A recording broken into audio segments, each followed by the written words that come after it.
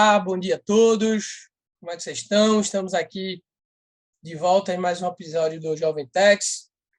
Dessa vez, eu e o Vini vamos entrevistar o advogado Caio Malpighi. Eu tenho a felicidade de estar entrevistando aqui no podcast meu primeiro amigo de escritório, meu primeiro colega de trabalho. Isso, para mim, é motivo de muita alegria. É um cara que eu realmente estava convidando há bastante tempo para vir aqui. A gente está muito feliz que ele topou. O Caio, como eu disse, é advogado tributarista no Morenchi Vasconcelos,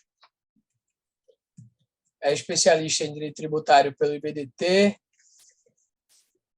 exerce o cargo de Legal Advisor na Associação Brasileira de Empresas de Luxo e é pesquisador tanto no próprio IBDT quanto na GV, nos núcleos de pesquisa, no PEN, no IBDT e no NEF, na GV. Caio, de novo, a gente está muito feliz com a sua presença aqui. Seja muito bem-vindo. A gente tem certeza que vai ser um episódio muito proveitoso, muito rico. Passo a palavra agora para o Vini para que ele faça a apresentação e dê início aos trabalhos, fazendo nossa primeira pergunta. Caio, vamos lá. Primeiramente, obrigado. Faço das palavras do Tiago as minhas, né? Você é um querido amigo nosso e a gente tem imensa satisfação e alegria em ter você aqui conosco, né? Começando do começo, Caio, a gente queria saber como é que foi sua trajetória acadêmica, né? Como é que foi na faculdade, se teve algum momento mais conturbado, se teve algum desafio, ou se foi tranquilo, porque, não sei, você ama o direito, enfim, conta um pouco para a gente como é que foi a sua trajetória acadêmica até aqui. Bom, primeiramente eu queria agradecer você e o Thiago, Vinícius, Thiago, por terem me convidado para fazer parte desse projeto que estou acompanhando desde o início. O Thiago, eu estou mais perto dele, que a gente trabalha junto no dia a dia, na mesma equipe, no mesmo escritório. E o Vini, acabei conhecendo também desse mundo tributário acadêmico que você acaba ficando amigo das pessoas, acabam trazendo amigos para perto de você. E é inovador esse trabalho que vocês estão fazendo, muito bacana. Eu tenho acompanhado todos, tenho escutado todos. Eu não tinha a cultura do podcast antes, mas tem 2 podcasts que eu escuto, que eu já escutei, que eu escuto. O que eu escuto é o de vocês ainda, porque sai de 15 em 15 dias, e o da Mulher da Casa Abandonada. Ainda estou pegando a cultura do podcast. O da Mulher da Casa Abandonada eu já concluí, né? Mas muito legal escutar o de vocês. E também, não sei se o Direito e Carreiras também é um podcast, mas eu acabo vendo também os vídeos no YouTube. Mas é muito bacana esse trabalho que vocês, da Jovem Techs, do Direito e Carreiras, têm feito. É bem inspirador. Vini, respondendo a sua pergunta. Na faculdade, eu resolvi entrar na faculdade de Direito. Eu lembro quando eu ainda estava no colégio, no colegial já, terceiro ano do colegial. Eu já conheci alguns amigos mais velhos que tinham começado a fazer direito. Meu pai fez direito. Meu pai sempre foi empresário. Ele tinha uma empresa de confecção de roupas, mas em determinado momento da vida dele, ele fez a faculdade de Direito, acabou não exercendo, porque ele exercia o ofício de industrial, de empresário que ele tinha. Mas ele tinha muitos livros, né? Ele acabou tendo muitos livros antigos, aqueles livros velhos. Meu pai fez faculdade de Direito na década de 70 para 80, né? Ele tinha muitos livros antigos, e um dia eu cheguei para ele, tinha uma biblioteca muito grande em casa, que ele trouxe do antigo escritório dele, e lá tinham muitos livros de direito que hoje em dia muitos deles são meus. E eu peguei e falei, pai, eu queria saber um pouco mais de direito e tal. Você via aqueles negócios, né, de filme de advogado na TV, sempre um negócio que me chamou a atenção. Filme de tribunal, eu gosto bastante. E eu falei, eu queria saber tal direito. Ele sempre me conta até hoje, né, das histórias da faculdade, dos professores que ele teve. dos grandes mestres com que ele teve a oportunidade de estudar. Eu sempre achei interessante essas histórias. O padrinho da minha irmã mais nova, é o advogado da nossa família, o Dr. Fernando também, que fez faculdade com meu pai, se formaram juntos, um brilhante advogado, o Fernando Cavalcante. E eu sempre tive esse interesse. Ele pegou e me deu um livro, falou, esse livro aqui, talvez você tenha uma dificuldade em ler, mas ele é um livro bem simples, relativamente aos outros que eu tenho aqui, e tudo que você precisa saber sobre direito está nesse livro. É um dos maiores juristas que o Brasil já teve. Então, ele me deu a terceira edição, de 1974, de Lições Preliminares de Direito, do Miguel Reale, que é um livro que eu tenho até hoje, está na minha casa. Aliás, não, acho que está até... Deixa eu ver. Ah, não, ele fica em casa, esse. Não está aqui na biblioteca do escritório. Meu xodó, ele. Todo grifado, todo anotado. Eu comecei a grifar e anotar e ler ainda antes de entrar na faculdade. E, assim, acho que foi o que me deu as bases para o direito, assim, a teoria geral do direito. Eu já me apaixonei logo de início, quando eu comecei a ler, e daí eu lia, não entendia, daí eu ia pesquisar atrás aquelas palavras que eu não compreendia muito bem, os termos técnicos, e me esforçava para tentar ler, mas quando eu conseguia compreender o que estava, as lições preliminares que estavam sendo passadas lá, eu ficava cada vez mais empolgado. Eu entrei já na faculdade com esse espírito. E na faculdade, eu sou um cara muito ansioso, né? Eu tenho uma ansiedade muito grande para resolver os problemas do dia a dia, para aproveitar as oportunidades que aparecem. Eu confesso que eu tenho uma certa ansiedade. E para conversar, para debater e para dialogar não é diferente. E na faculdade, eu era aquele aluno que o professor falava, eu já estava com alguma ideia na cabeça, eu já queria levantar a mão para também compartilhar. E às vezes isso também é uma coisa ruim, né? Porque a gente tem que aprender a escutar antes e falar menos. Mas eu sempre gostei muito de participar, aquele aluno que fazia pergunta, que sentava na frente e tal. Então, a faculdade foi bem tranquila para mim. Eu fiz na FMU, na Faculdades Metropolitanas Unidas, foi a faculdade que meu pai também fez. Na época que eu prestei o vestibular, eu nunca fui um aluno muito acima da média no colégio. Eu era um aluno bem mediano, inclusive. Sempre gostei da área de humanas, história, filosofia. Sou apaixonado por história e filosofia até hoje. E português, escrita, sempre tive uma facilidade em escrever e na leitura, interpretação de texto, mas assim, matemática, química, física, eu era horrível e era até um pouco preguiçoso para querer estudar essas áreas do conhecimento. Então,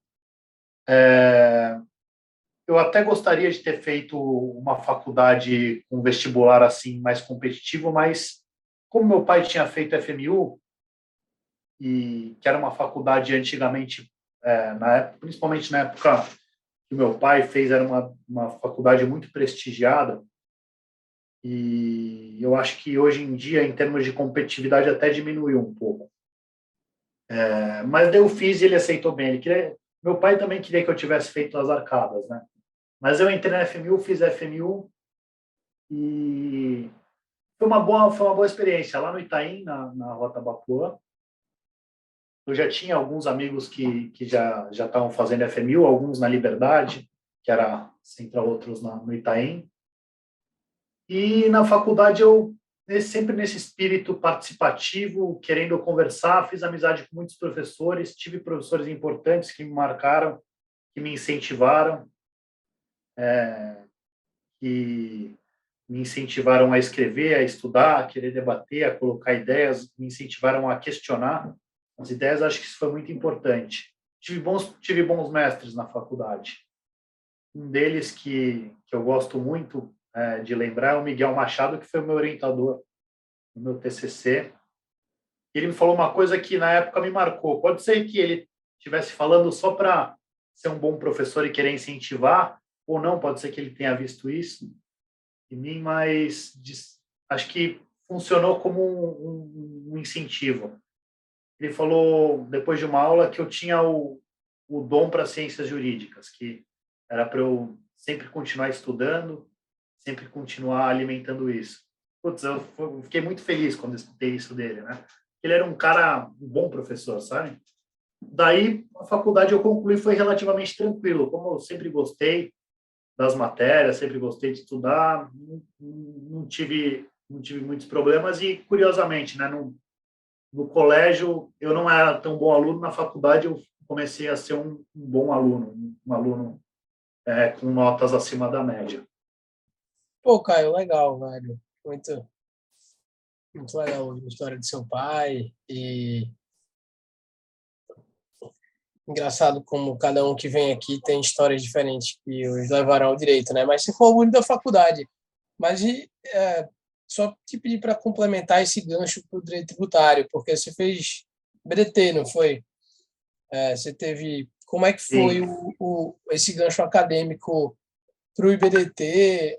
Porque você escolheu o IBDT? Muita gente faz lá o curso de introdução, foi o seu caso, ou não, você fez primeiro após, assim, porque eu vejo que eu não fiz faculdade em São Paulo, mas muita gente que fez tem lá o caminhozinho do IBDT que realmente ajuda bastante. Assim, o pessoal faz curso de tradução, às vezes faz após internacional, após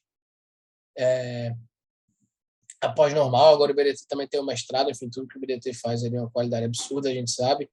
Mas como é que foi a sua entrada no IBDT, suas experiências foi você, inclusive, quem me incentivou a entrar no IBDT e a entrar no IBDT jovem, é uma coisa que sou muito grato, porque pô, eu aprendo bastante no IBDT, faço amizade, conheço pessoas, é um lugar, de fato, um instituto que vale muito, muito a pena. Quem está ouvindo aí, se tiver curiosidade, instituto super aberto, aceita todo mundo e vale muito a pena ser associado ao IBDT sem merchan, que a gente não ganha nada com isso, né, Vini? Mas, pô, o IBDT realmente é demais. Fala um pouco sobre essa sua ida para o tributário e a sua experiência no IBDT. Então, eu vou falar, Thiago, duas coisas. Antes de eu falar do IBDT, eu vou dar um passo atrás e ainda voltar ainda para o período da faculdade para complementar uma coisa. Duas matérias que eu nunca tive afinidade na faculdade, acho que eram por um preconceito, por uma história pessoal minha, que eu tinha tido experiências negativas. Com isso, era direito trabalhista, direito do trabalho e direito tributário, que, curiosamente, são os carros-chefes do escritório que a gente trabalha hoje em dia, o Manrich, né? Trabalhista e tributário, o professor Nelson Manrich, Celso Manrich, aqui do trabalhista, e o Breno Vasconcelos inaugurou a área tributária. São os dois carros-chefes do escritório. Mas eu tive uma experiência um pouco traumática com trabalhista e tributário. Eu comentei no início que meu pai ele tinha confecção, indústria de roupas, né? E, infelizmente, no final da trajetória empresarial dele, ele teve alguns problemas, e aquele negócio, né? As dívidas, os passivos empresariais mais críticos são justamente os de natureza trabalhista e os de natureza tributária. Então, eu cresci assim durante a minha adolescência e o começo da minha idade adulta, acompanhando os problemas e as dores de cabeça que os processos tributários, execuções fiscais, trabalhistas, causaram para o meu pai. E eu acabei pegando um bloqueio, assim, quanto a essas matérias na faculdade. Assim, passava, mediano, tal, eram as poucas matérias que eu não ia acima da média. Tanto que, para passar na OAB, eu fiz um intensivo de trabalho, de direito do trabalho. Daí eu gabaritei a prova de trabalhista, mas nunca tive gosto nem prazer por estudar a fundo durante a faculdade essas duas matérias. E daí, terminando a faculdade, sempre gostei muito de direito civil. Sempre gostei muito de direito civil, contencioso civil, empresarial. E eu meu pai ele nunca teve muitas pessoas para quem me indicar na época. Enfim, ele estava com outros problemas para resolver da empresa. E eu nunca tive também muitos contatos para indicação. A faculdade, a FMU, também não, dentre as faculdades de primeira linha, também não era muito competitiva para eu conseguir arrumar estágio. Então, eu sempre consegui buscar os estágios que eu fui fazer nos processos seletivos, por indicação de amigos, na área de contencioso civil, mas não cheguei a trabalhar no estágio em bancas assim, de grandes bancas reconhecidas, eram mais bancas que se ocupavam no middle marketing. No final da minha faculdade, eu tive o grande privilégio de trabalhar no Ferreira Fragoso Dematio Carvalho, que é um escritório que, inclusive, meu primo mais velho é um sócio e me deu a oportunidade de trabalhar com ele. Eu aprendi muito lá, mas sempre na área civil, sempre na área do contencioso civil. E nessa época que eu fiz a OAB, passei, me formei na faculdade, TCC aprovado, pensei, o que eu vou fazer agora? Lá, como era um escritório pequeno, eu tinha certas dúvidas. Meu primo, o sócio dele, com quem eu trabalhava, eu via que eles tinham me contratado como estagiário, mas era uma estrutura bem pequena, uma estrutura para eles mesmo. Eles advogavam e tinham a sociedade deles com os clientes deles e eu não vi espaço para outros advogados lá, né? Um advogado júnior, por exemplo. Comecei a ficar com esse dilema na cabeça: o que eu vou fazer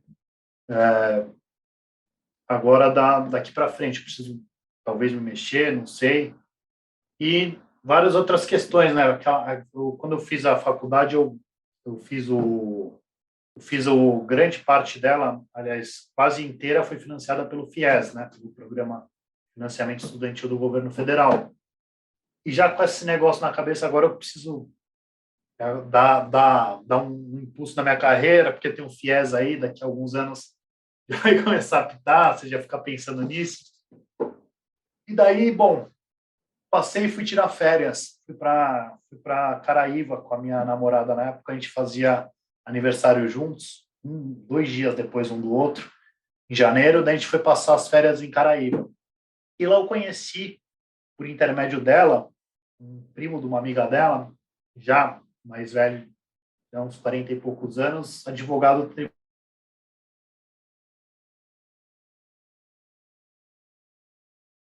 direito, né? Passou na OAB, legal, parabéns, não sei o quê. Aí, qual área que você atua? Quando ele falou tributário, eu falei, putz, tributário?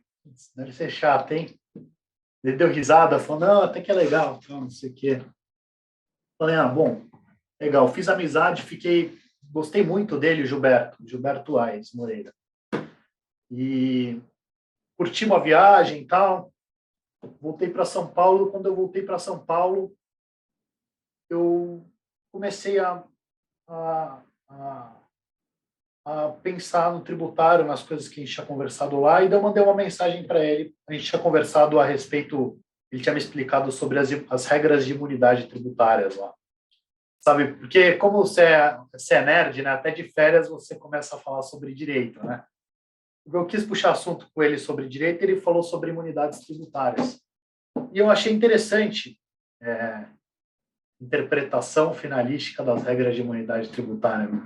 Achei interessante, fui pesquisar, fui trocar uma ideia com ele no Facebook na época. Ele falou, viu, Caio, vamos marcar um café aqui perto do meu escritório. Você passou na OAB, você agora já pode advogar, como advogado júnior, estou precisando de um advogado para minha equipe de contencioso tributário. Daí eu fui lá com ele. Antes eu tinha ido a um evento no escritório dele sobre o novo CPC, que ele tinha me convidado. E eu fui no evento também, eu lembro, fiz perguntas, aquele meu jeito de ficar chato de levantar a mão e querer participar, sempre que tem uma discussão. E daí ele me fez esse convite. Na hora eu aceitei, não sabia nada de tributário, não sabia nada de tributário. Eu fui entrevistado pelo Fernando, que viria a ser meu chefe, Fernando West, que eu aprendi também demais. Ele me indicou, o Gilberto ficava mais na parte consultiva, o Fernando no contencioso. O Fernando me entrevistou, viu que eu não tinha muita experiência, mas resolveram me dar essa oportunidade, essa grata oportunidade. E eu abracei, né? Eu fui, novos ares, vamos nessa. E daí eu comecei a ver que eu ia precisar estudar direito tributário, porque não sabia de nada, né? Os outros advogados lá do escritório já sabiam, já vinham do estágio. Eu não sabia de nada. Daí vinha a impugnação administrativa, execução fiscal, ação declaratória, até a parte processual do processo civil até que era tranquilo, mas a matéria mesmo de tributação, direito material, eu via que eu precisava estudar, que não ia bastar apenas... Prática, lógico, resolve com o tempo, mas eu sentia a necessidade de estudar. E eu comecei a ver lugares que eu poderia fazer pós-graduação, que eu poderia fazer algum curso, e eu acabei vendo o IBDT. E daí eu fiz o curso de introdução, na época era o curso de atualização, né? Hoje em dia é o curso de introdução e atualização de direito tributário. E eu fiz esse curso, eu fiz o módulo 2. E na época, eu até com o dinheiro um pouco contado, eu lembro que eu paguei em 3 cheques, eles aceitavam em cheque, eu paguei em 3 cheques. Fui lá, fiz, na época eu vi que os alunos, grande parte dos alunos eram mais alunos ainda graduandos de direito, né? Mas abriu minhas portas assim para o mundo acadêmico, para estudar o direito tributário mesmo. É uma escola assim, os professores, você via a dedicação com que eles iam dar aula lá de fim de semana para os alunos, uma empolgação, aquilo me transmitiu aquilo. Eu comecei a ficar cada vez mais empolgado com o estudo do direito tributário. Comecei a pegar cada vez mais o jeitão da coisa, daquela a dogmática do direito tributário. Eu sempre gostei tanto da dogmática da teoria geral do direito, da filosofia. E quando eu comecei a pegar aquilo para o direito tributário, que acho que vem muito da USP, né, que é da onde o IBDT surgiu, né, do professor Rui Barbosa Nogueira, cara, eu comecei a ficar cada vez mais apaixonado pelo direito tributário. Daí comecei a escrever, buscar bastante coisa, escrever bastante. A bibliografia do IBDT é muito rica, dos cursos do IBDT, a bibliografia que eles dão são assim, uma bibliografia muito rica. E isso tudo me influenciou, né? Hoje em dia eu acho que eu posso dizer, depois eu concluí o curso de introdução, depois eu fiz o de especialização, entrei como monitor, com bolsa integral. Quando eu era monitor, eu publiquei o meu primeiro artigo acadêmico na RDTA número, acho que eu tenho ela aqui, na RDTA número 41, sobre imunidades. Imunidades, influenciado pelo Gilberto, que eu tinha conversado com ele antes de eu entrar no escritório, era um tema que a gente sempre trocava ideia, e eu me aprofundei sobre imunidades recíprocas. E daí acabei publicando em outras revistas aqui, que eu tenho até comigo, do IBDT, e comecei a fazer parte comecei a participar das mesas de debates, assim, as atividades lá me interar sempre, concluí a pós-graduação, o meu TCC que eu fiz como requisito para a conclusão da graduação foi publicado na 48. E hoje em dia, acompanhando as mesas de debates, lendo a produção que muitos dos associados, os professores têm lá, sendo influenciado pelos debates que acontecem lá, sendo um grande admirador dos professores que tem no curso, com as amizades que eu fiz no IBDT, com essa cultura que foi passado, né, que acaba sendo transmitida, eu posso dizer que o IBDT hoje em dia é minha alma mater, praticamente, como instituição de ensino. Então, sou muito nesse aspecto, o IBDT ajudou muito o desenvolvimento tanto profissional quanto acadêmico, né? Eu acho bonita a tradição que tem lá, né? Porque a maioria dos professores, dos diretores lá foram alunos, começaram como alunos ou da Sanfran ou de outras instituições, foram lá. O professor Chueri, por exemplo, foi aluno do professor Alcides Jorge Costa, do professor Rui Barbosa Nogueira. É muito bonito ver o amor pelo direito tributário sendo passado de geração em geração, né? E o estudo sendo sempre mantido em alto nível lá. Então, por isso que eu indiquei quando eu conheci o Thiago, quando eu entrei no escritório, o Thiago queria se aprimorar mais, estar mais por dentro dos assuntos tributários. A primeira coisa que eu indiquei foi para ele participar do IBDT, e logo entrou no IBDT Jovem com você, né, Vini? Foi aí que vocês se conheceram, inclusive. Então, é muito bacana, muito gratificante É, participar e estar lá. é exatamente isso que é pontuar, né? E nós nos conhecemos no BDT Jovem, então a gente só tem coisas positivas para falar. Mas, Caio, três coisas me chamaram a atenção na sua fala, que eu as reputo muito importante, né? Considerando que o nosso público-alvo, nosso primeiro público, digamos assim, são jovens, né? Evidentemente, você é muito jovem ainda, mas os mais jovens que nós, e a gente pôde perceber que o direito tributário na sua vida não foi amor à primeira vista, e que isso não tem problema Não, nenhum, né? Você até relatou e confessou que, assim como o direito trabalhista foi um trauma na sua vida, mas isso é importante para aqueles que olham o direito tributário como algo muito longe, né, distante, mas que hoje eu tenho convicção que você não se vê em outra área do direito, né, pelo que eu te conheço. não. Então, isso já está uma barreira transposta nesse aspecto. A segunda questão na sua fala, que me chamou bastante a atenção também, que eu considero importante que os jovens escutem, é que você fez a confissão também que você era um aluno mediano no colégio, né? Às vezes, até mesmo eu já pensei assim, eu achava que somente aqueles alunos extraordinários que teriam sucesso futuramente em suas profissões, e você está aqui para desmentir isso, que hoje, enfim, você já tem uma carreira de grande relevância, né?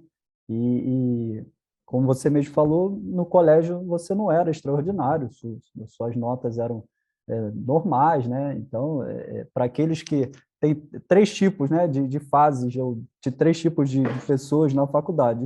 As que estão mal, considerando sempre as notas, né? As que estão mal, as que estão ali na média, os que estão muito acima da média. Então, não tem nenhum problema você estar em nenhuma dessas três. Não são só aqueles que estão tirando sempre 9, 10 que vão ter destaque. E o terceiro aspecto, antes da gente passar para a próxima pergunta, é que até citando o episódio que a gente gravou com a Thaís De Laurentiis, e aproveitar que você citou o professor Miguel Reale, ela mencionou um texto do professor Miguel Reale que ele fala que o direito talvez seja uma das profissões mais justas, né? E, mais uma vez, você está aqui para comprovar isso, porque você não gostava do direito tributário e você foi atrás, estudou, começou a trabalhar, meteu a cara nos livros. Então, assim, no direito é importante reforçar isso. É só você correr atrás, né?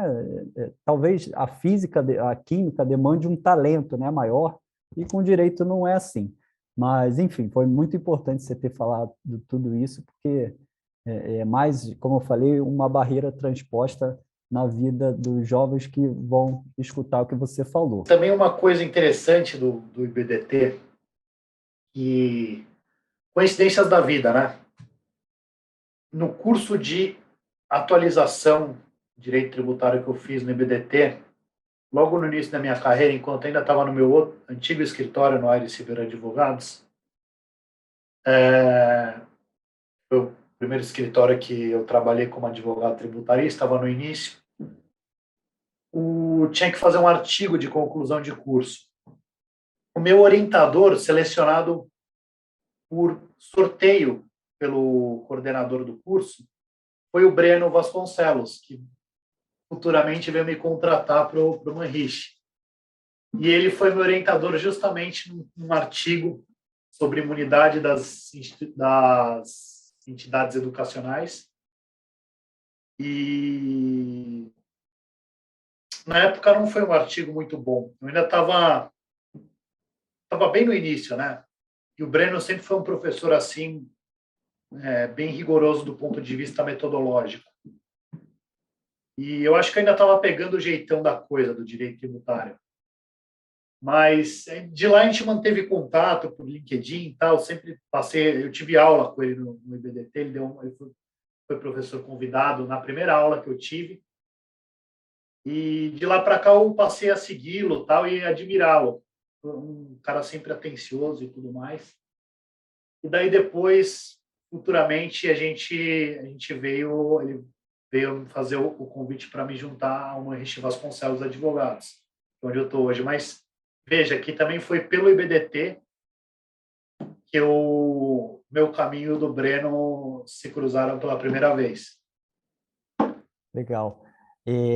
Já partindo para a próxima pergunta, Caio, a gente sempre ressalta, obviamente, para os entrevistados ficarem mais à vontade, que é uma pergunta com uma resposta completamente subjetiva, não tem resposta certa ou errada, mas, enfim, o que você considera que um jovem tem que ter para se diferenciar no mercado de techs, né? A gente sempre fala, até porque é a mais pura verdade, que é um mercado muito competitivo, altamente qualificado, tanto do ponto de vista dos advogados quanto dos procuradores, né, da advocacia pública, mas, enfim, o que você acha que um jovem deve ter para se diferenciar?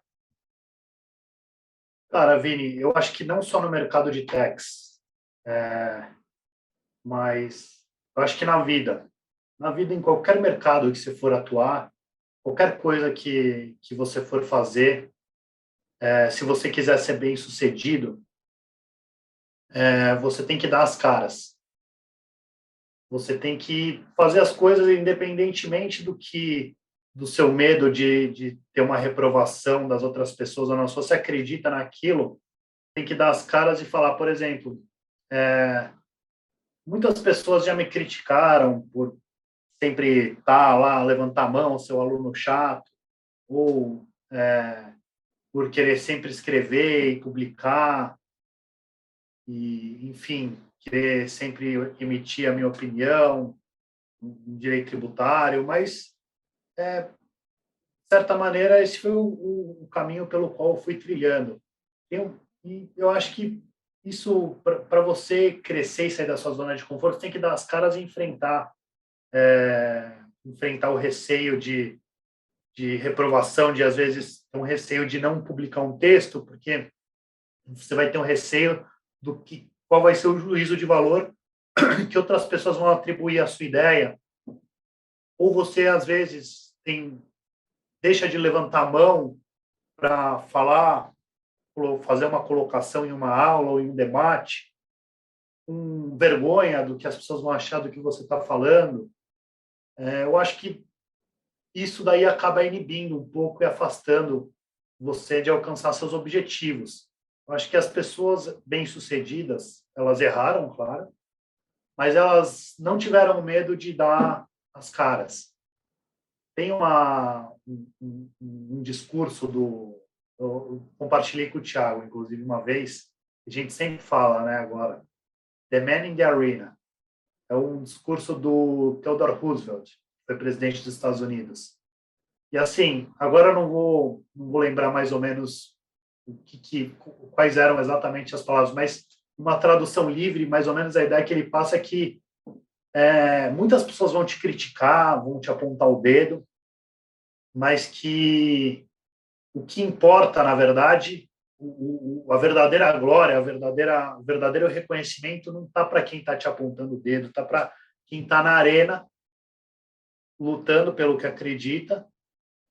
Ele até fala, né, com sangue, suor e lágrimas. E se essa pessoa errar, ela vai errar. Se ela acertar, ela vai se dar bem. Mas ela nunca vai ficar no mesmo patamar, que é um patamar pior do que as pessoas que nunca tentaram, né? Então, eu acho que, respondendo objetivamente a sua pergunta, é dar as caras e arriscar, tomar o risco e apostar no que você acredita, apostar em você mesmo.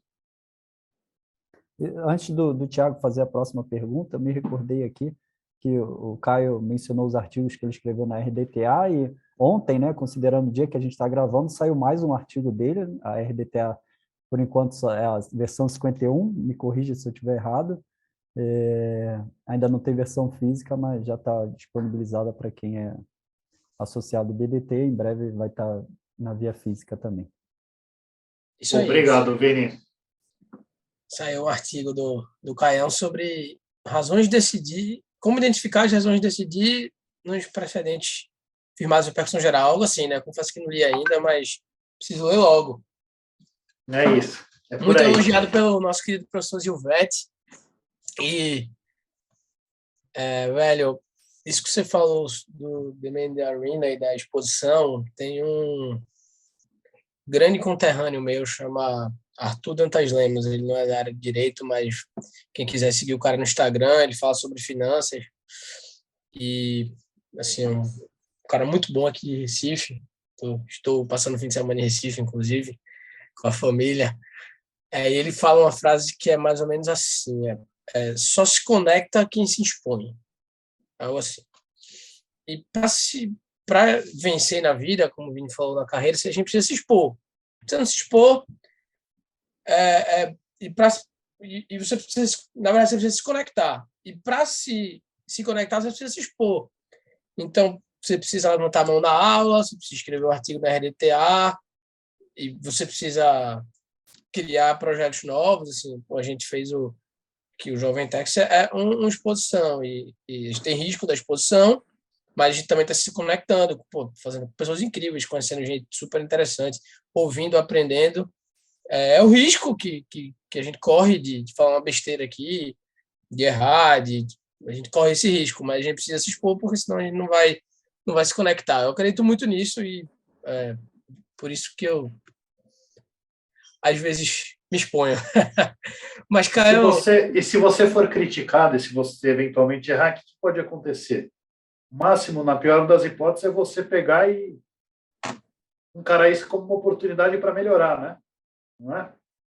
Exato. Você quis se expor, acreditou na sua ideia e teve uma reprovação, porque eventualmente você estava errado, e acontece isso, né? Porque todo mundo erra, e a gente vai errar sempre na nossa vida várias vezes.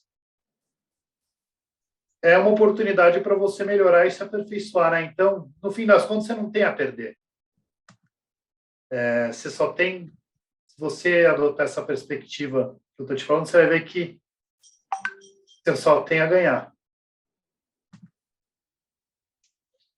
Bom, dito isso, a gente passa para uma parte da nossa entrevista que é uma parte bem legal, que a gente pede para o nosso convidado falar sobre algum caso marcante que ele tenha vivenciado na carreira, alguma situação, não necessariamente um caso. Tem gente aqui que nem trabalha com contencioso, mas um caso marcante, uma situação marcante, algum momento que sentiu que aprendeu muito, que teve uma atuação que fez alguma diferença na vida das pessoas e sentiu que estava realmente no caminho certo. Se tiver alguma experiência para super à vontade, para essa é uma pergunta super ampla, como as outras, eu imagino, mas talvez essa mais ainda. Não se atenda a um caso, mas assim, uma situação, um dia, um momento na sua carreira que foi marcante para você. Bom, eu tive alguns casos que me marcaram no início da minha carreira. Eu acho que minha primeira sustentação oral foi uma coisa que me marcou. Foi lá no TRF1 de Brasília, um caso de tese IPI na revenda dos produtos importados, que depois, eventualmente, foi julgado desfavoravelmente aos contribuintes pelo STF. Mas, na época, o cenário que se tinha existia um repetitivo desfavorável, os falando que era uma cobrança válida do ponto de vista legal e infraconstitucional, mas existia uma repercussão geral pendente de julgamento com relação aos argumentos de inconstitucionalidade. E meu chefe, na época, o Fernando, me mandou para Brasília, o cliente aprovou, falou, acho que a gente pode fazer sustentação oral, um caso estrategicamente relevante para o cliente. E eu fui para Brasília para fazer a sustentação oral desse caso. E, putz, foi um banho de água fria para mim, porque a corte lá, o tribunal, ele estava aplicando o repetitivo sumariamente, né? E foi um caso que depois me levou a trazer muitas reflexões sobre essa sistemática, essa coexistência entre os repetitivos, entre a repercussão geral, entre os argumentos legais e infraconstitucionais e constitucionais, porque o que aconteceu lá foi que eu subi na tribuna para fazer no púlpito, né, para fazer a sustentação oral, e no momento que eu fui fazer a sustentação oral, antes do relatório, antes de passar a palavra ao relator, o presidente da turma me indagou se eu gostaria de fazer a sustentação oral mesmo, porque, segundo ele, a corte estava com muitos casos de sustentação oral ainda naquele dia, e o meu caso era matéria batida, termos que ele usou. Já tinha um repetitivo que era aplicado pela corte, que era matéria batida naquela turma. E eu peguei, me apresentei, boa tarde, excelências, respondendo à pergunta do excelentíssimo presidente. Sim, eu gostaria de fazer a sustentação oral. Na minha cabeça eu pensei, pô, mas é óbvio que eu quero fazer a sustentação oral. Peguei um avião, São Paulo, para cá. Você acha que eu não vou fazer a sustentação? Já estou de beca aqui em cima do púlpito. Já me ensaiei para caramba, estava nervoso para caramba. Que é um momento de você ficar nervoso, né? De falar, principalmente a primeira sustentação oral. Óbvio que eu quero fazer a sustentação oral. Na minha cabeça eu pensei isso, né? Mas lá falando, seguindo a como é que o Marco Aurélio fala? Liturgia. Seguindo a liturgia, excelência, vossa excelência, gostaria de fazer a sustentação oral, porque, não obstante o repetitivo que vem sendo aplicado por essa turma, ainda existe uma repercussão geral que está pendente de julgamento pelo STF no que diz respeito aos fundamentos constitucionais para o afastamento da cobrança. Então, mesmo que o STJ tenha declarado legal, até que o STF dê a palavra final sobre os fundamentos constitucionais, os magistrados deverão se manifestar sobre... e daí foi nessa parte que eu acho que, como eu estava muito nervoso, que eu errei, né? Parecia que eu acabei impondo que eles, falando, é o dever de vocês julgar isso até o STF não dar a palavra final, vocês têm que analisar as questões constitucionais. Eu acho que essa foi a impressão que ele teve, e no fim das contas era exatamente isso. Mas como eu estava muito nervoso, acho que eu não coloquei da forma mais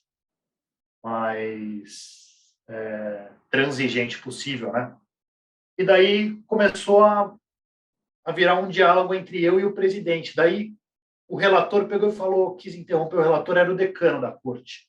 Não, mas então eu gostaria de indagar o advogado, então, ele pretende dar a declaração da inconstitucionalidade, então,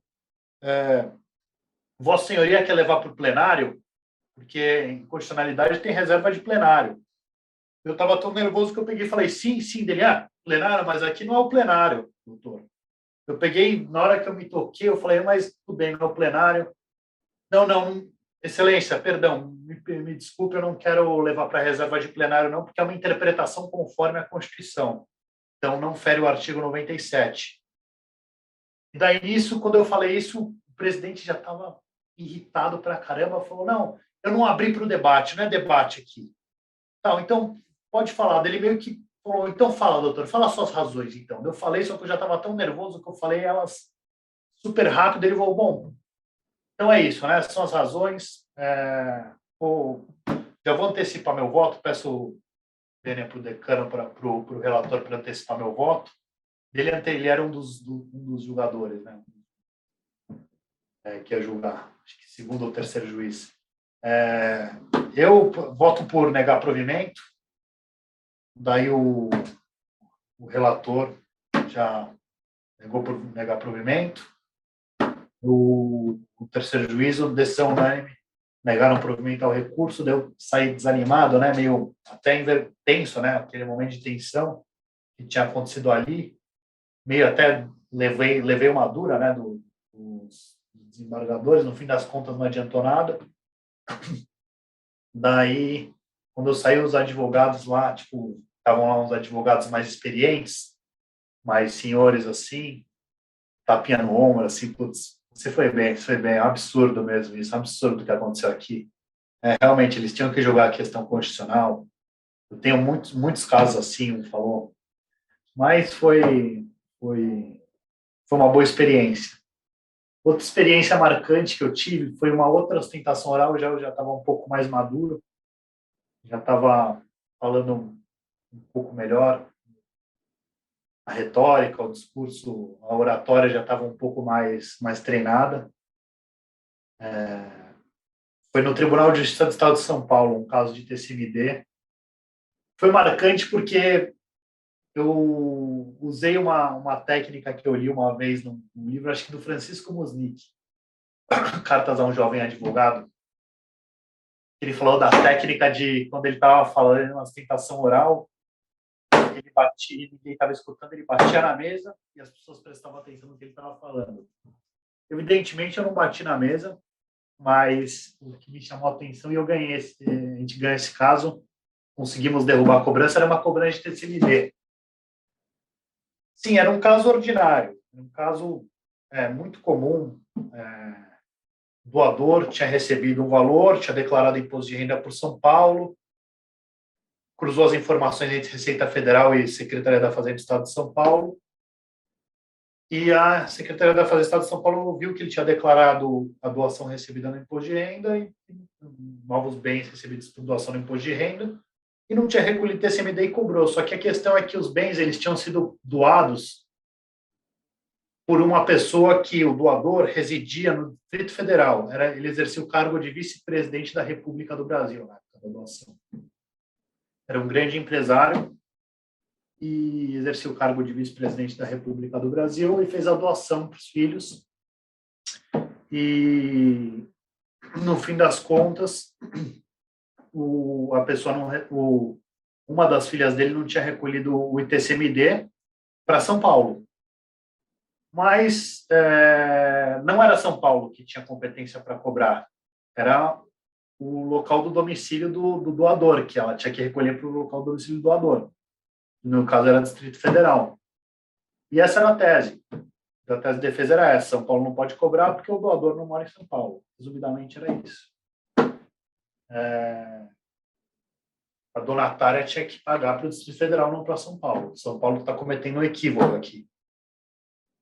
Fui lá fazer a ostentação oral e, assim, os desembargadores, um olhando por cima do óculos, assim, para cá, meio com a mão na cabeça, um outro, acho que mexendo no celular, o outro olhando para baixo, assim, eu lá falando com aquela sensação que estava falando sozinho, né?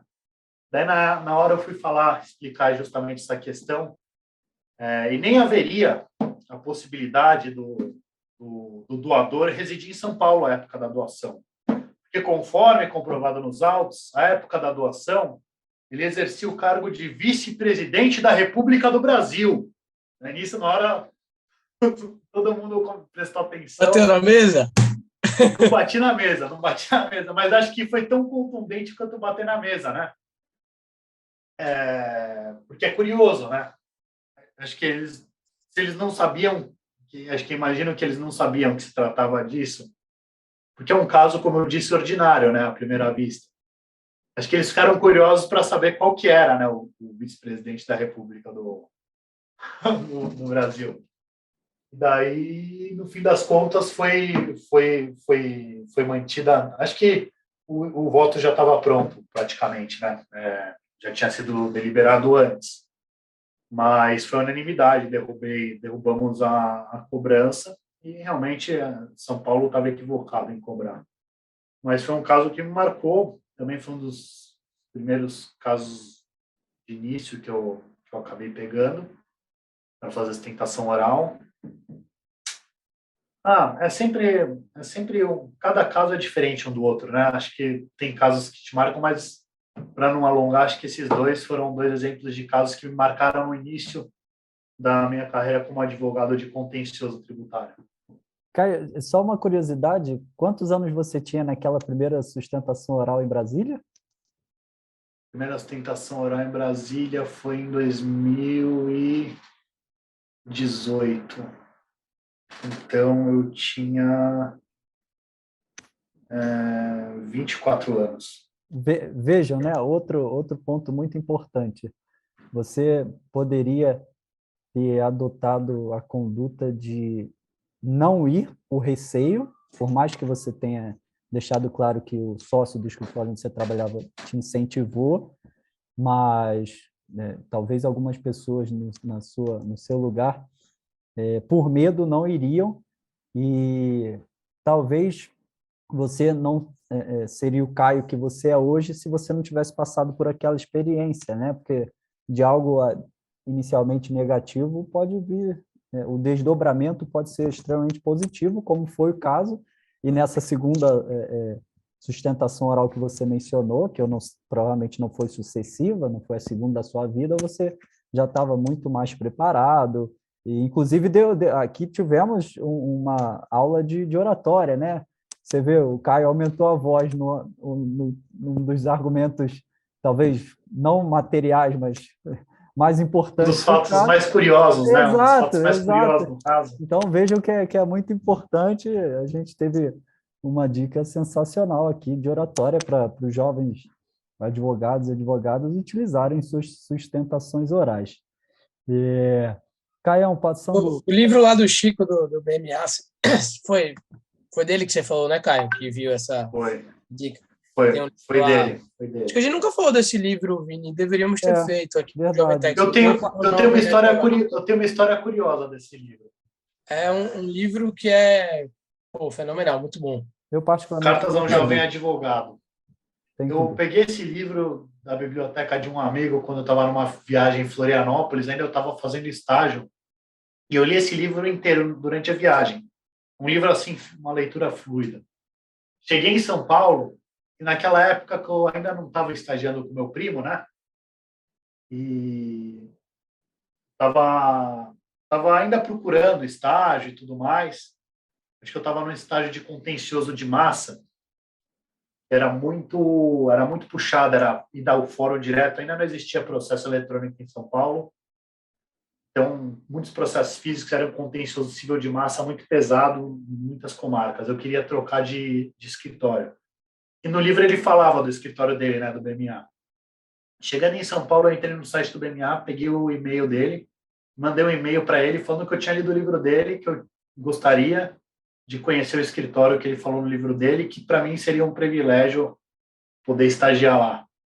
Daí, na semana seguinte, isso eu achei muito bacana da parte dele, não cheguei a conhecê-lo pessoalmente, mas na semana seguinte me ligou a chefe do RH do escritório, falando que o Chico, como ele gostava de ser chamado, tinha encaminhado meu e-mail, que ele tinha gostado bastante e que era para agendar uma entrevista com o RH e para me dar a oportunidade de eu conhecer o escritório pessoalmente. Fui lá no escritório, muito bonito o escritório, inclusive, na Juscelino, quase com a Faria Lima, lá do lado do Ita. Foi legal, foi bem legal. No fim das contas, tinha uma vaga para a equipe de apoio, que é como se fosse um departamento jurídico, né, de paralegais e tal. E eu, enfim, acabei não querendo trocar contencioso civil, pelo menos de massa, né, mas sair para uma equipe de apoio. Não casou, não deu match, né, mas eu achei muito bacana a atenção que ele deu. E é uma história também curiosa, marcante da minha época de estágio. Esse livro aí me marcou bem legal. Legal demais. Passando para a próxima pergunta, Caio. Outra pergunta muito ampla, né? Mas, enfim, se você puder compartilhar conosco algumas ideias suas relacionadas aos seus planos para o futuro, a gente vai ficar muito feliz de você compartilhá-la conosco. O que você pensa para o futuro? Planos para o futuro, Vini.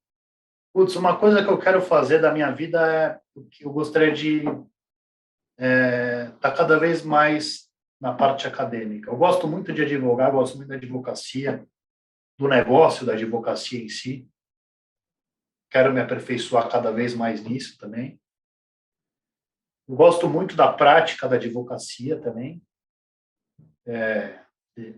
delinear as estratégias, criar a linha de defesa, pesquisar, estar no dia a dia do contencioso do escritório, responder consultas, enfim, tudo que demanda no dia a dia da advocacia eu também gosto muito, mas eu gosto também muito da parte acadêmica, e que pouco a pouco, graças a Deus, eu estou tendo oportunidade de fazer parte de projetos de pesquisa, de grupos de pesquisa. Tive a oportunidade de fazer recentemente a pós-graduação, recentemente, em 2020, né? Concluí a pós-graduação na BDT. Eu acho que próximos passos talvez seja pensar no mestrado. Gostaria muito de dar aula um dia, uma ideia que eu tenho. Eu acho que é uma dos ofícios mais nobres que a gente tem na sociedade, do professor. Figura do mestre, né? Para os orientais é equivalente à figura do mestre. Uma coisa assim que eu acho que seria muito gratificante para mim, porque eu tive tão bons mestres, profissionalmente, academicamente. Eu tive a sorte de encontrar pessoas que me ajudaram e me impulsionaram e têm me impulsionado ainda, graças a Deus. Então, eu gostaria também de poder fazer isso como uma retribuição também, e também porque se acaba crescendo e evoluindo cada vez mais. Eu acho que, às vezes, não, um professor, às vezes, ele aprende mais como professor do que como sendo aluno. Então, acho que a busca pelo conhecimento, né, é natural do ser humano, a busca pelo conhecimento, a busca pela verdade.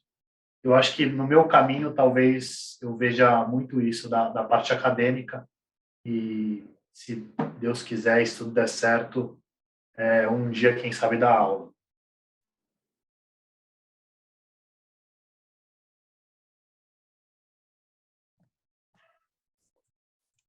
Muito legal, velho. Dar aula é uma coisa que eu também tenho vontade, eu acho que casa muito bem a docência com... Claro que não é para todo mundo, você tem que realmente gostar, mas acho que casa muito com a nossa profissão. Até nos força a estudar bastante, né? Tocando agora um pouco mais para o final, Caio, e continuando falando com relação ao futuro, o que é que você acha que é promissor assim no mercado? Está vendo aí falando muito de reforma tributária, eu sei que você está inclusive envolvido em algumas discussões com relação à reforma. Bom, para o futuro, o que é que você acha que o advogado tributarista hoje, o jovem que pensa em ser um tributarista hoje, talvez esteja se formando, o que é que você acha que é promissor para ele? Assim, pô, consultoria pensando talvez numa reforma, tributário internacional é legal, cargo judiciário administrativo. O que é que você pensaria, talvez? Claro que isso é super subjetivo e quem é bom, independente de onde estiver, vai bem. Mas pensando no cenário que a gente vive hoje, claro que conhecendo as incertezas do Brasil e pensando que é tudo incerto e talvez nada mude, mas considerando o caminho que a gente está trilhando, o que é que você acha que pode ser tido como promissor? Se você estivesse começando agora, talvez você iria ou faria, etc. É uma resposta assim que é difícil responder assim. Não, acho que não tem uma resposta certa para essa pergunta, Thiago. Acho que tem várias formas de você se destacar e no início da carreira, e tem vários caminhos a serem percorridos. Mas se eu pudesse dar um conselho, e é o que eu tenho feito, tentado fazer, comigo mesmo, inclusive. Então, eu até aconselharia, se me perguntasse, acho que a gente já conversou a respeito em outras oportunidades. Achar o tributário tem um mar de questões no mercado da advocacia tributária, né?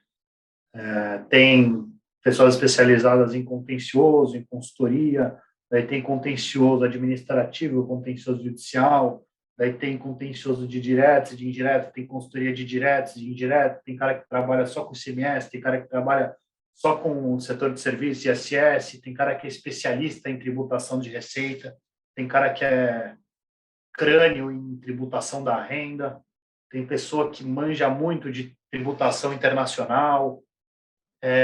Eu acho que cada vez mais as pessoas estão procurando especialistas. Eu parto da premissa que, até pela minha paixão pela teoria geral do direito e tudo mais, que um bom advogado ele tem que saber um pouco de tudo. Tem que entender de tudo. Então, um tributarista bom, ele tem que... pode ser o especializado, expert em ICMS, mas ele tem que saber alguma coisa de imposto de renda e vice-versa. Mas o meu conselho é buscar um tema, uma área do direito tributário, uma prática, alguma coisa que você possa se destacar e ser reconhecido por aquilo. Por exemplo, o Schwerer se destacou muito na questão dos preços de transferência. Quiroga se destacou muito na questão da tributação do mercado financeiro e de capitais. Lógico, eventualmente, às vezes, a vida os seus clientes te demandam e te levam a fazer isso. Às vezes você vê uma área que te interessa e você vai e foca para se especializar nela. O Marco Aurélio Greco é o cara do planejamento tributário, né? Isso eu estou falando só das grandes figuras que nos inspiram, né? O professor Ricardo Mari de Oliveira é especialista em imposto de renda. Mas hoje em dia está cada vez mais segmentado, né? Cada vez mais específico. Então, buscar temas, buscar práticas que você possa destacar e ser reconhecido por aquilo, mas, lógico, sem perder a visão total do direito tributário como um todo. Porque, por exemplo, vamos supor, eu sou um advogado de consultoria tributária, eu sou da equipe de um consultivo tributário e vai ter um M&A. Sou mega especialista em imposto de renda das pessoas jurídicas, e CSLL. Sei de todas as regras, sei o RIR de cabo a rabo, no que diz respeito a IRPJ e CSLL, e vou fazer uma operação. Mas não adianta eu fazer essa operação se eu não levar em consideração os impactos em relação aos outros tributos. A gente está falando de estabelecimentos comerciais com passivos de ICMS, benefícios fiscais, estabelecimentos localizados em diversos estados. Eu tenho que ter uma mínima noção do ICMS para poder equalizar essa operação, o melhor caminho do ponto de vista fiscal a ser realizado. Às vezes, uma questão de um passivo ou um ativo relativo a ICMS pode mudar a operação toda, né? Então, resumidamente, sendo objetivo, é se especializar em um ponto para você ser reconhecido, você é o cara que sabe daquele negócio. Tem problema com isso? Vou ligar para aquele cara, que aquele cara crânio nisso. Mas sem perder de vista o todo. O direito tributário como um todo. Muito, muito interessante. Fazendo um destaque aqui, muitas pessoas devem ter acompanhado, o Caio falou nessa questão da especialização, mas sem abrir mão do aspecto mais geral, né? Principalmente considerando que a gente tem um sistema constitucional tributário, né? Mais de quase 20 artigos ou mais na Constituição, mas o Caio frequentemente é consultado pelo jornal Valor Econômico para falar sobre trust, né? Que é uma grande especialidade dele. E, enfim, de fato, as pessoas, né, as demandas têm sido cada vez mais específicas especializadas, mas, como ele bem pontuou, não se pode abrir mão, na minha modesta visão, não é uma questão de escolha, é uma questão impositiva que a Constituição alemã tem um artigo de direito tributário, a italiana acho que tem 2, a americana não tem nenhum, mas o nosso tem 20 artigos e não tem muito para onde correr. Mas, Caio, partindo aqui para a minha última pergunta, que na verdade é pedir uma sugestão, o Thiago vai ficar com a última pergunta. O papo está sensacional, mas, enfim, tudo que é bom tem um fim. Se você pudesse citar para a gente algum artigo, né, fique absolutamente à vontade para citar não só um, mas mais de um, e também seus ou de outras pessoas, a gente vai ficar bastante satisfeito com as suas indicações. Um artigo jurídico, né, de direito. Isso. Recentemente eu estava lendo um artigo que foi mencionado pelo Diogo na última mesa de debate da qual participei no IBDT. Eu já tinha lido ele, mas eu estava relendo ele em perspectiva. Um artigo do professor Schwery que se chama A Suave Perda da Liberdade. E eu acho que, assim, aquele artigo ele é um alerta. O professor Schwery estava falando especificamente naquela época em que ele escreveu o artigo, acho que saiu numa das primeiras RDTAs que teve. Nas primeiras não, mas numa RDTA assim, bem lá atrás, no ano de 2004, os anos 2000, quando teve o decreto lá do PiscoFins sobre receitas financeiras, né? Zerando a alíquota via decreto. Na época ele já alertou que isso seria prejudicial à liberdade, né? Porque o maior bastião da liberdade nos sistemas democráticos de estados de direito é o princípio da legalidade. A legalidade é o processo legislativo como fonte de obrigações, direitos e deveres. E lá ele criticava justamente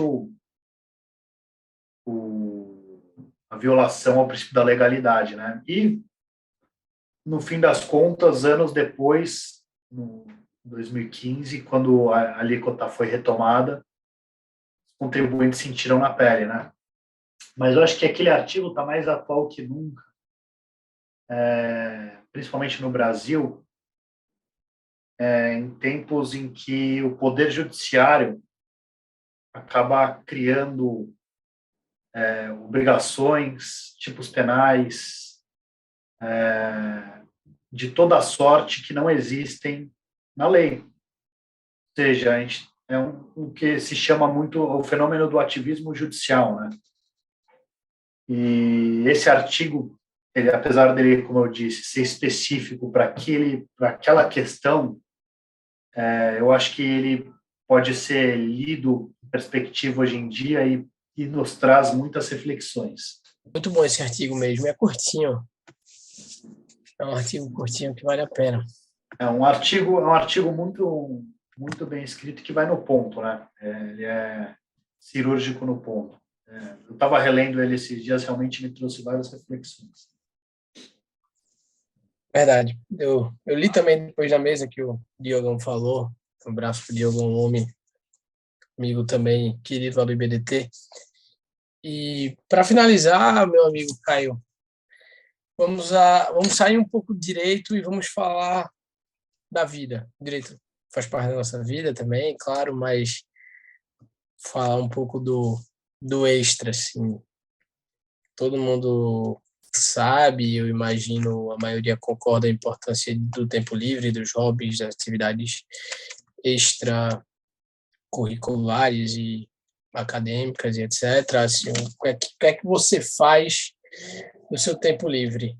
Eu sei que você luta boxe, quem ele conhece sabe disso também, mas além do boxe e também o boxe, conta um pouco sobre isso e também se quiser fazer algum gancho com a importância de ter uma vida equilibrada lá de fora para poder exercer bem a sua atividade acadêmica e profissional. Fique à vontade para refletir sobre isso e para a gente fechar com chave de ouro. Valeu, meu amigo. Cara, você falou do boxe. O boxe é um esporte que eu gosto muito de praticar. Eu treinava como atleta federado, né? Quando estava na minha adolescência, entre os meus 15, 16, 17 anos, eu treinava no Centro Olímpico, que foi uma escola também para mim, uma escola de lição de vida, né? Para mim, o boxe é uma metáfora para a vida, né? E você descobre que, no fim das contas, vencer o seu oponente que está lá, ou de menos, né? Você tem que, na verdade, vencer a você mesmo, vencer seus medos, ultrapassar seus limites. E o boxe, ele me deu muita disciplina, veio num momento muito oportuno para mim, momento que você está na adolescência, né? Ainda formando a personalidade. Eu gosto muito, parei, evidentemente, não lutar. Cheguei a fazer algumas lutas na época, mas depois que eu comecei a trabalhar e estagiar, estudar, parei. E hoje em dia eu só treino por prazer mesmo. É uma coisa que me dá muito prazer treinar o boxe, eu acompanho as lutas. É um esporte que eu acompanho, o boxe nas épocas de Olimpíadas eu acompanho o boxe olímpico, acompanho o boxe profissional e tenho muitos amigos do Centro Olímpico na época que hoje em dia seguiram para a carreira do boxe. Então, uma figura, o boxe como esporte é uma figura marcante na minha vida. Além disso, outros hobbies. Eu sempre quis aprender a tocar um instrumento. Eu nunca tive muitas habilidades com violão, guitarra. Nunca acertei muito na mão. Então, um certo dia comprei uma gaita. E, putz, gaita é legal demais. Eu comecei a tocar, eu gosto muito de blues, gosto muito de rock, gosto de jazz. E, assim, um blues na gaita, assim, Bob Dylan também eu gosto, de um folk. A gaita é um instrumento bonito. Eu comecei a tocar e é um instrumento relativamente fácil de aprender, assim. São 5 buracos, você puxa, assopra, sai a nota. Existe vários tipos de afinação de gaita, mas eu gosto de aprender e ler um pouco sobre, estudar um pouco, tutoriais na internet e tudo mais. É um hobby. Hoje em dia eu tiro mais um blues na gaita, né? Faço um blues improvisado, gosto de tocar junto com os amigos, mas é uma coisa que quando eu estou sozinho também me ajuda a espairecer, tocar uma gaitinha. E gosto de ler. A leitura é um hábito que eu tenho para mim, um hábito agradável, um momento de prazer que eu tenho. Eu não leio muito romances, inclusive, um dos melhores livros que eu já li foi um romance, mas eu gosto mais de livros de história e de filosofia, que são duas grandes áreas que eu gosto, inclusive, que eu acho que me ajudam muito, me dão uma bagagem muito grande no direito. Que a gente falou do Miguel Reale, né? O Miguel Reale já dizia que o direito não é só o estudo da norma, né? Da lógica, o estudo. Daí são duas coisas, né, que me ajudam, porque o direito é tridimensional. Ele é a norma, que é a junção do fato e do valor. A norma trata de fatos atribuindo valor a eles. E a filosofia me permite estudar muito a questão dos valores, axiológica. A área que eu mais gosto da filosofia, sem dúvida alguma, é como estudante de direito, eterno estudante de direito, é a filosofia moral. E a história me ajuda a compreender muito o aspecto, a dimensão fática do direito, né? Porque o direito é um produto de evolução histórica, né? Então, eu gosto muito da história, gosto muito da antiguidade, é um período da história que a antiguidade na Europa é um período que me chama muito a atenção. Então, eu sempre gosto de ler a respeito disso. Sou aficionado pela história da Roma Antiga, das civilizações antigas da Grécia. Só conclui indicando alguma música e algum documentário. Só para não ficar solta a resposta, por favor. Cara, uma música. Uma das minhas bandas preferidas é Dire Straits. Todos os Dire Straits eu gosto. Mark Knopfler, para mim, é um dos melhores guitarristas que já viveram. Eu gosto pra caramba de escutar aquele timbre da guitarra dele. Deixa eu ver uma que eu gosto deles. Once Upon a Time in the West. Essa eu escuto acho que quase todo dia. Sultans of Swing também. Um livro, você disse? Isso. Um livro... Tem um livro que eu falei, né? Um dos melhores livros que eu já li é um romance, mas é porque ele tem muito a ver com história, tem muito a ver com filosofia. Se chama Um Pilar de Ferro. A maravilhosa história de Cícero e da república que ele tentou salvar.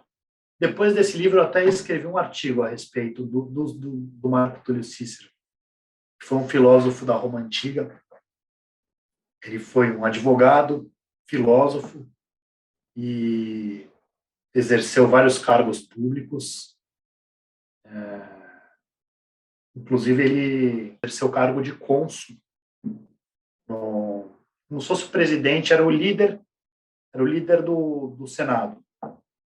Era como se fosse um líder executivo da República Romana. Eram 2 cônsuls na época, né? Ele chegou a exercer o cargo de cônsul.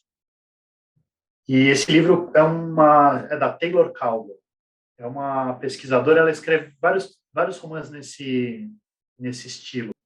Esse livro do Cícero é um romance assim, muito bem pesquisado. Ela ficou anos e anos em museus, em bibliotecas, no Vaticano, pesquisando documentos históricos, e escreveu um romance com diálogos desde o nascimento até a morte do Cícero. E, assim, ela se baseou para escrever esses diálogos em cartas, documentos históricos que existem hoje em dia catalogados. E é muito interessante, né, ver o papel dele naquele momento histórico, naquela civilização, meio outras figuras também que viveram contemporâneas deles, que são famosas dos livros de história, como Júlio César, Pompeu, Crasso,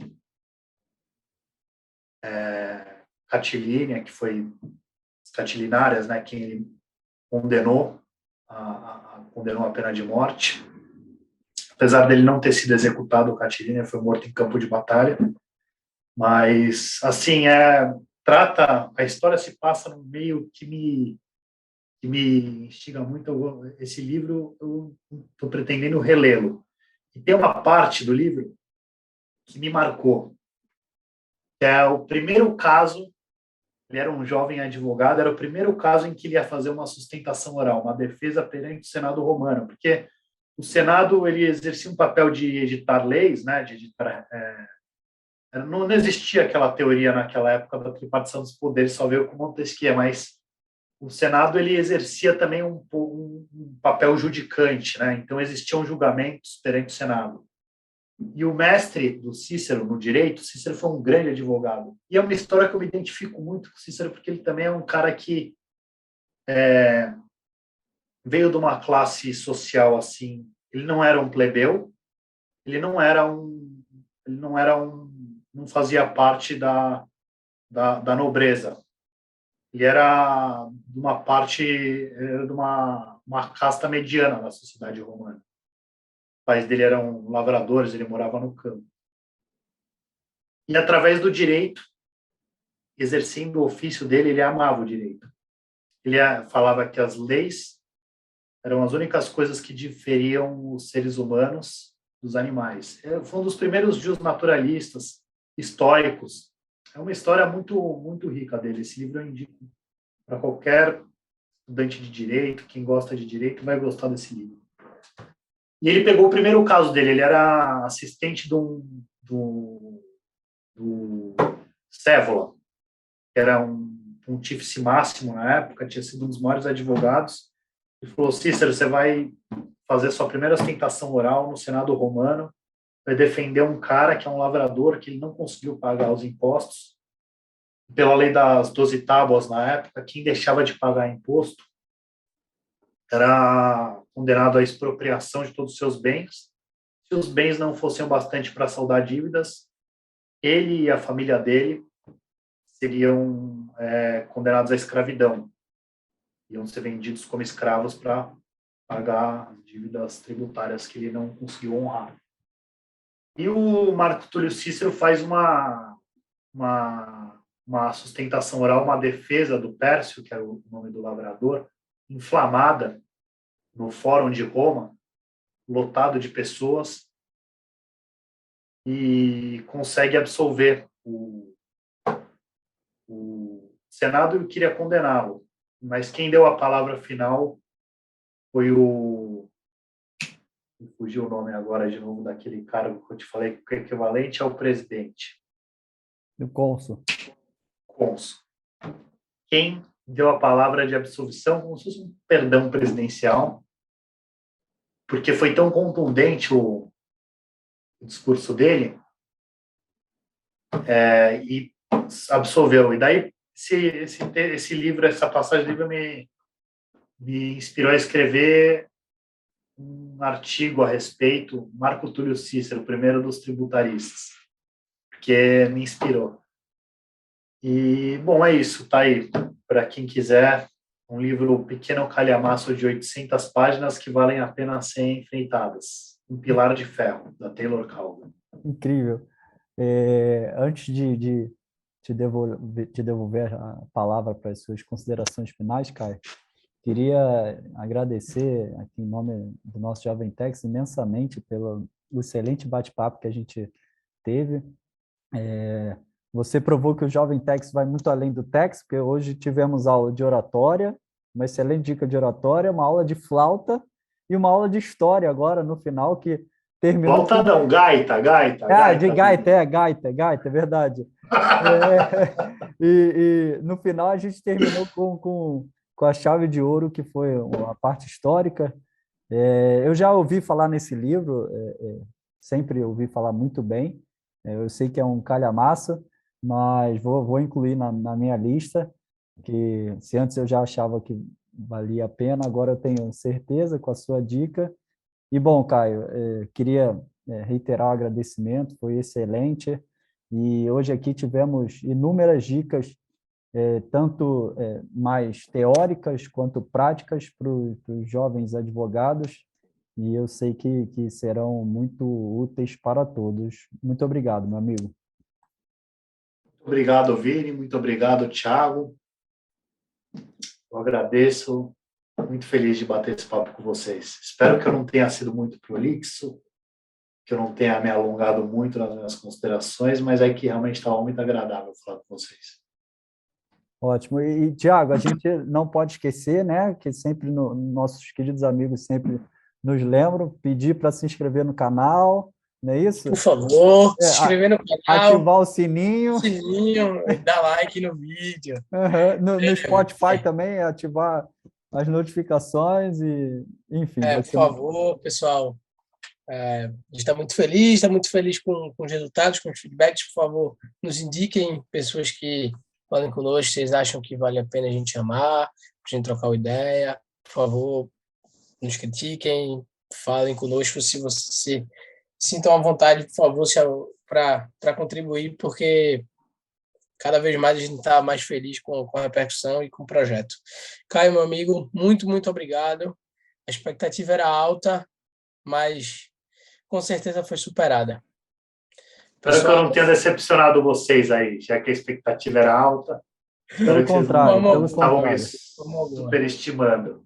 Mas, brincadeiras à parte aí, Vinícius, Thiago, parabéns, obrigado. Gostei muito de participar, foi uma experiência bem legal.